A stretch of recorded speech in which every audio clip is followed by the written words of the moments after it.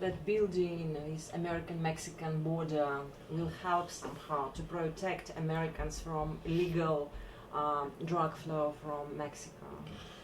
Building a border with Mexico, I think, is just something that is used by politicians to get votes and to get headline news. The reality is that the Mexican cartels, and I know members from the Mexican cartels, met a pilot from the Mexican cartels in prison and stuff like that. The reality is that the CIA, part of the US government, is fighting some of the Mexican cartels but helping some of the others. So the drugs will always come in because the CIA enables it to happen. And all the cartels are getting weapons from America. As long as the weapons are going out and the drugs are coming in, everybody's making money. So for example, a cartel, if it wants their guys to be trained in torture and murder and to get weapons from America and all the latest techniques from America, what they do is they send Mexican policemen and Mexican soldiers to America to get all the training. And the Americans can then say, these guys are policemen, these guys are soldiers, they're going to stop the drugs. And then when they go back to Mexico, they work for the cartel and they're helping the drugs. Everybody knows this, but there's a lot of money being made. The drug business is a $500 billion a year business. And every year it gets bigger and bigger. And the CIA believed that if, for example, this goes back to the 1980s, they said that if the communists get control of the drugs, they will have money to get more weapons to attack America. So we must work with the mafias that are fighting communism. In the beginning, Pablo Escobar, he was donating money to the war in Nicaragua against the Contras, which was an anti-communist war. And the CIA have been doing that ever since. So they're never ever going to stop the drugs because it's such a big business and the CIA is involved.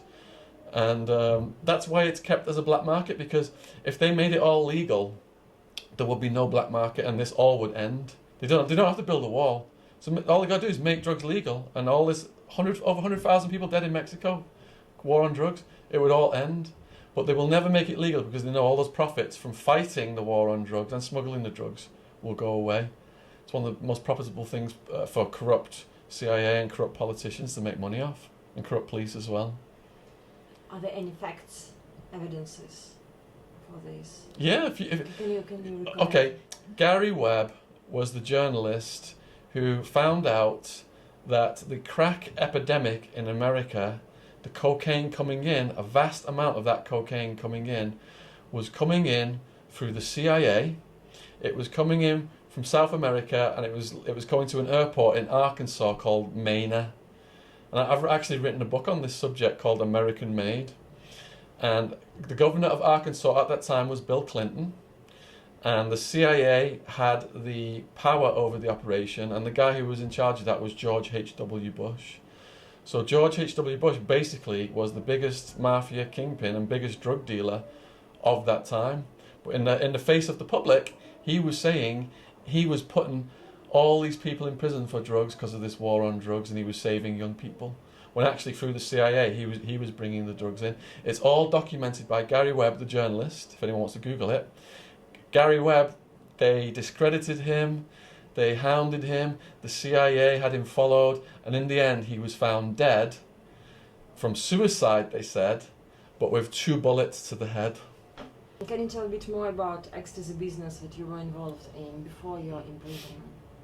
Yep, so basically I did business studies at Liverpool University, and I applied that to the stock market, and I made a lot of money in the stock market, but I had no common sense. I was in my 20s, I was emotionally immature, and I started to buy ecstasy for me and my friends. And in the beginning I was giving it away for free to my friends, showing off, as a young man. And that was getting me more friends, so I was thinking, yeah, this is cool. And then I started to see the business potential, because ecstasy was so hard to get. I could get it in, and make 100% profit or whatever. So I started to apply my business studies knowledge to running an ecstasy business. And in the beginning, I was buying 1,000 pills, 2,000 pills out of Los Angeles. Then I was getting like 20,000, 30,000 pills out of Holland. I had 200 people working for me. I was throwing parties for up to 10,000 people. I had my own bodyguards, bouncers who were armed, protecting me. And I thought I was living like a character out of a movie. It all gone to my head. It was all feeding the madness. And I didn't understand, I thought keeping the party going. I didn't fully understand the harm that drugs cause society at that point until I was in the jail. Yeah. And when you were involved in this business, how did you manage to get this access? I understand you cannot tell everything, but just... Okay. At the peak of the business, when I was smuggling it from Holland, I would fly people from Phoenix, Arizona to Europe, maybe France or Germany. Not Holland, because they know that's a drug route. Then these people, they get the train from France or Germany over to Holland. They get the pills. They put the pills in pillowcases or computer towers, screwed into computer towers. And then they get on the train and they go back to France or Germany. And then they fly from France, for example, to Mexico City. And then they fly from Mexico City to Hermosillo, which is near California and Arizona. And I have property in Mexico and I have operations in Mexico. I take the pills back and different people then smuggle them into America. If there is a spring break and all the students are in Mexico, then that's perfect time because the people at the border, they're too busy to search everybody. So that's when you get the drugs back the easiest. This was before 9/11. If people now had drugs in that many drugs and put them on a plane, they would get caught. So don't try this at home. Yeah. But what made you safe? Like, how did you protect yourself not being captured? I had the protection of the most dangerous gang, Mafia, in Arizona. They were called the New Mexican Mafia at that time. And how I got the protection was a complete accident. I was at a party in an apartment complex where I had people who worked for me in this apartment complex. And a dealer came to the complex. He was dealing cocaine and weed and crystal meth. And he was a Mexican-American guy, he had a lot of tattoos and stuff, rugged guy. And I started to talk to this guy, and people were getting high in this apartment. And then a policeman walked in, and he said, "I could smell weed from outside. Nobody move." And he's going to call the police and have everybody arrested. Now the guy I was speaking to, the Mexican-American guy, pulls out a gun, points at the policeman's head, and says, "The only one who's not moving is you, motherfucker. Everybody else, go!" So we all just ran out into the night. So then I'm hiding in an apartment in the same complex. And we hear a knocking on the back window. There's police sirens and all kinds of the police are chasing this guy. And he knocks on our back window and we let him in. And he says, "They can't come in. They need a warrant. Don't answer the door. They'll go away." And there's helicopter, there's dogs, there's everything. And we're like, "Oh my God, we're so going to jail." So anyway, they came and they knocked and we didn't answer the door and they couldn't come in. And we protected him. And then that night I put him in my car, took him to my house and kept him at my house overnight so he wouldn't get arrested. And the next day he said, "Look, Shaun, you protected me. Me and my brothers will protect you. We've got your back." I didn't know what that meant. So a month later he says, "Come and meet my brothers." So I go to this house, there's all these Mexican lowrider cars outside.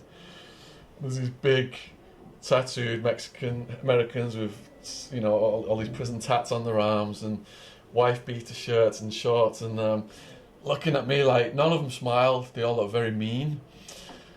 And I'm getting scared. And I look over at the TV. It's the biggest TV I've ever seen. And there's another little TV and it's showing the road, all the cars on the road. But on the big TV, I'm like, no, it can't be. It was a rocket-propelled grenade launcher on the TV. They had an RPG on the TV, like out of a Rambo movie. So I'm thinking, oh my God, who are these guys? So they're joking about my accent. They make me snort some drugs to show that I'm not a cop. And then I started doing business with them. And I would go over to, supply them ecstasy and stuff. And About 2 years later, they were all arrested. I was going to the house the night they were arrested. I was on the street. The whole street was blacked out because the police had not turned everybody's electricity off. They had police out with the light ones, directing traffic, and they all got arrested. And it was news headlines: New Mexican Mafia, most violent, dangerous people in Arizona, murder for hire. They were killing witnesses, killing police, killing judges, tried to kill the head of the prison system. And those were the guys who protected me. I didn't know until I saw it on the news. Yeah. Are they still in prison? Yeah, a lot of them got very long sentences. Most of them are in prison. And what did you personally experience dealing with them? Did you afraid of them? Yeah. How did it? I could tell because, all right, as someone in the ecstasy rave scene where people are smiling and dancing and it's not like Scarface, but when I went to their house, it was like Scarface. They were all looked deadly. They had big guns, machine guns, all kinds of guns, and the atmosphere in there was always very serious. So whenever I went there, I always wanted to leave as quickly as possible because I was so nervous. Yeah. Did you afraid to do something wrong? Did you have this fear of that you could have been killed? Yeah, I did. I sensed it. I didn't know the extent of it until I saw them on the news. What happened was someone leaving the house got pulled over by the police and spoke to the police. So everyone who came to the house, they thought was a snitch. So I went to their house and they said, Shaun, did you get pulled over by the police? I said, no, I didn't get pulled over by the police. They said, are you telling us the truth? And, they searched me and everything and made me take my clothes off. I thought I was in trouble. But they found out the other person who spoke to the police, and then that person, I never saw, that person disappeared. That person was gone. But how did it happen that finally you were captured? Okay. There are more police informants in America than there are police on the streets of America. And in my case, informants gave my name in, and there was 10 informants who gave my name into the police. So the police then, they tried to buy drugs from us, and they were always obvious, we're from out of state, want to buy some ecstasy, go away. So they said to the judge, we can't buy drugs from this guy because he knows we're police. So the judge said, okay, you can listen to the phones, and it was a wiretap, and they listened to like 10,000 phone calls, and that's how they got us.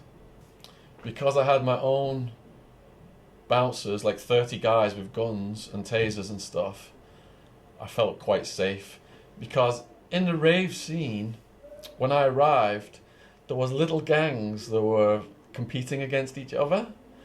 But then I took all those gangs and had them all work for me. So all the gangs were working together. And then each leader of the gang, we had what was called crime family dinner. And every month we went to a restaurant, and each leader of each unit that was working under me, we would all come and eat, have a meal together. So I make sure everybody was peaceful with each other. And then I had all my bodyguards protecting me, including my best friend from my hometown, who is 2 years younger than me. He's called Wildman. He's about 26 stone. His nose is pointing over here, and his fists are twice as big as mine. It's just all human teeth marks from all the fights he's had. So he was, when Wildman's around, you feel safe. Yeah. And all of these guys were white, or some of them were Mexican? Okay, in my ecstasy business, they were of all races. People who got arrested with me, there was black people, there was Asian, Mexican, all races. And all these guys came after you got this protection from this gang leader, right? So he helped you to build the team, or you chose these guys? No, I chose the guys myself. When I came to America, the rave scene was very small, and I was one of the first people to get involved in the rave scene. And the people who were trying to throw parties, because they knew I had a lot of money, they called me the Bank of England, and they would come and ask me for money to help them throw parties. So all these different people, it just came about organically. They ended up working for me. I had a $1 million house on the side of a mountain in a gated, guarded community. I had about 5 to 10 apartments at various times. I had one apartment just to put the money in, one apartment to put drugs in, all kinds of people working for me. You know, twin turbo Mazda RX-7 sports car, multiple other cars, SUVs. I had all of the material things, but I learned it doesn't bring you happiness, it brings you a whole load of trouble. And getting detached from all that material stuff in prison was one of my biggest life lessons. You know, I had to learn that happiness is in the heart and what your thoughts make. It's not in a plasma screen TV in a sports car.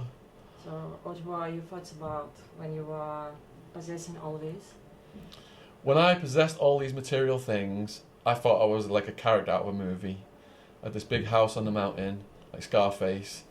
And, you know, as a young, emotionally immature person, that's what I aspired to, because my priorities were all wrong. I'd watched these movies as a teenager. I thought, yeah, that's cool. If I could do that, you know, I'll be the man. And taking drugs was feeding it. The drugs were saying, yeah, keep this going, keep this going. But once the cloud lifted out of my head and I looked back, I was horrified at what I'd done. And I was wondering how on earth I was still alive. But still, when you were doing this ecstasy business, Yeah. and you were going, and you went to sleep, did you think about some stuff, the purpose of life, or something? This stuff that people start thinking when they're suffering, or you were just, you just tried not to speak with your consciousness? How did you deal with yourself? Drugs erode your consciousness, and it's a slow process whereby at the peak of it, when I was running around with all my bodyguards and the New Mexican Mafia were protecting me and Sammy the Bulgravano was looking to kill me, it seemed normal to me because I'd taken drugs for 10 years, and it slowly, over those years, I'd got to this point in time, and I'd surrounded myself with people who were on the same wavelength, were taking the drugs, and we were all reinforcing each other's crazy behaviour.